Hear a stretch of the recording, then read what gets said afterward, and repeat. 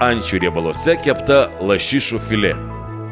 Pirmiausia, pasigaminame raudonųjų svogūnų ir paprikų džemą. Svogūnus, papriką, imbierą ir česnaką supjaustome šiaudeliais.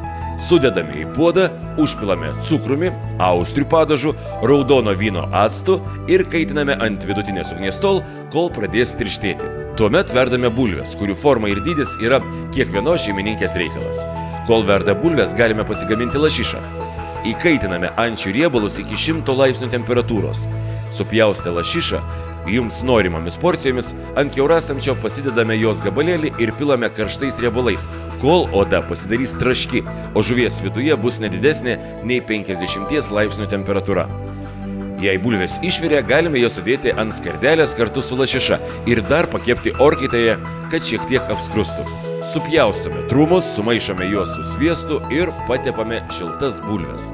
Svogūnų džemas pateikiamas atskirai arba ant lašišos odos. Patiekalą pateikiame karštą, kurio pateikimo tvarka ir išvaizda priklauso tik nuo jį gaminančio žmogaus fantazijos.